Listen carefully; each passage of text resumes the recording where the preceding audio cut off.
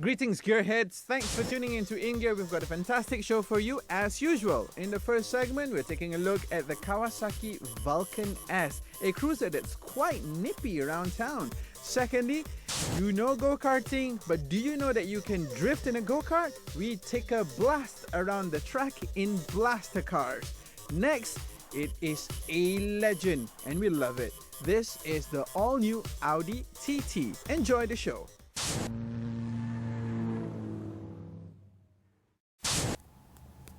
Hey guys, now this segment is specifically for you out there in a tight spot. Tight spot, why? Because you're in a dilemma.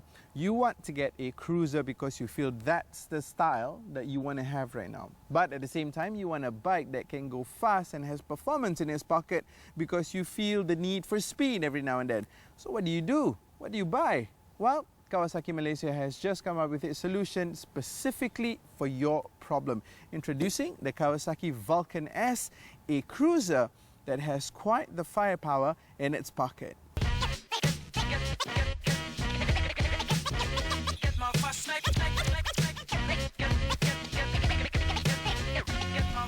A quick look immediately tells you that this is a cruiser thanks to the silhouette. But upon closer inspection, you will realize that this bike does not really have the classic or retro styling cues that most cruisers have.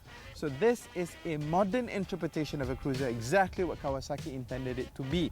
But let's take a greater, closer look at the various elements that makes this bike. Because if you look at this bike, right, it's quite modern looking lah. It's very, very today looking and it's a good looking bike. The mass is definitely there. It looks like it's a big bike and you feel that you've got a substantial amount of metal to play with. Let's start with the wheels. You've got 18 inches up front and 17 out back with a 10 spoke wheel design. Nothing really to shout about design wise, but then the tires themselves are pretty fat and it gives again a substantial amount of mass, making this bike look like you've got a lot of metal and a lot of rubber and a lot of everything for the amount of money that you're paying.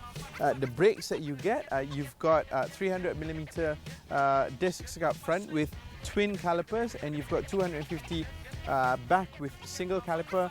Now, in foreign markets, right, the unique thing about this Vulcan S is that when you buy the bike, they will actually fit the bike to you. You've got options for the handlebar with different kinds of reach, and you've got the foot pegs that can go from far to closer, as well as the seats that move either from the standard position, either 2 inch forward or 1 inch back. So really, there's so many different ways for you to configure this bike based on your height. Now let's look at the headlamp design. It looks modern, right? It looks very good, but it does have another purpose, which is this nacelle up front here sort of like buffets the wind so that it doesn't hit you in the face and you're not gasping for air when you're going fast. The clocks are very straightforward and standard, nothing really to shout about. It does have a fuel gauge, so you know exactly how far you have before you got to refuel, and it's got a range meter in there, so you know exactly how far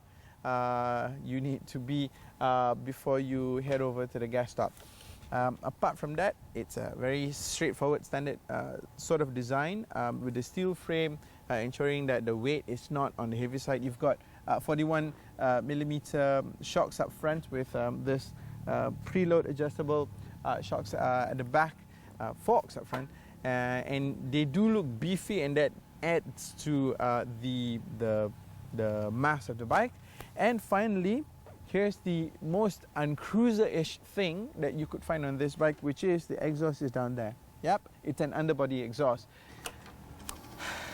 But really, how about we go for a ride?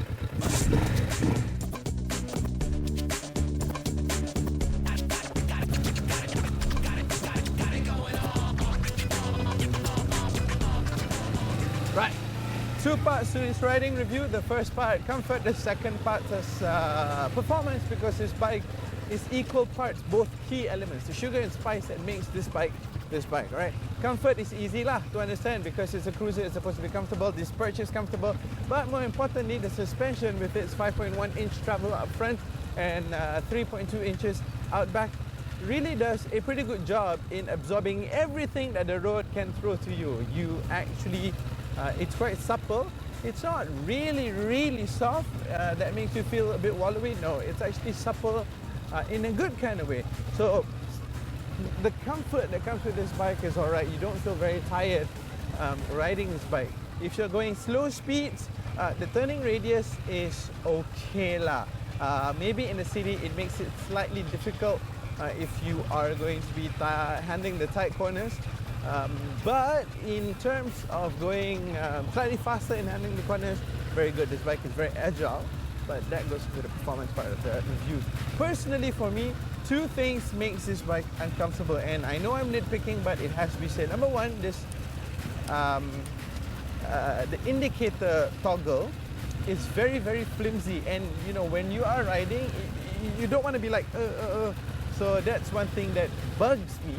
And secondly, if you're wearing low-cut shoes, as soon as the fan kicks in, it's blowing air directly to your ankle, and that makes it uncomfortable as well. This bike comes with a 650cc parallel twin. It's not a V-twin, yet another thing that's not always associated with a cruiser, but it comes with a parallel twin that you see doing service in the Ninja 650 as well as the Versus 650 ABS LT. This is not a lazy bike. How can you say it's a lazy bike when you can do this? Check this out. Did you see that overtaking maneuver? I mean, seriously, man, seriously, it is quick. It gives you a lot of gumption when you're going off the line.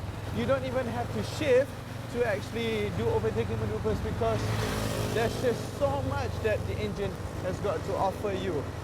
And then when you pair it up with the nimbleness of the chassis, the lightweight, and also the maneuverability of this bike, you get a package that goes beyond the regular characteristics of a cruiser bike.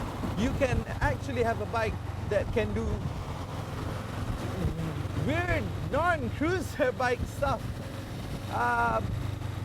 It's just well balanced. You've got a lot of power to play around with, and a lot of that power is very usable. Well. This machine is quite a smooth criminal. It is. It's very smooth. So if you had any preconceived notions of a cruiser being, you know, all brash and all that like the American machines, you're gonna have to realign your thoughts, because this bike operates on a smooth scale, but it's definitely something that you should consider if you wanted to make the jump into the world of big cruisers from, say, a sports bike or something like that. You know why? Because it's accessible, it's easy, and it's quite a hoot to ride.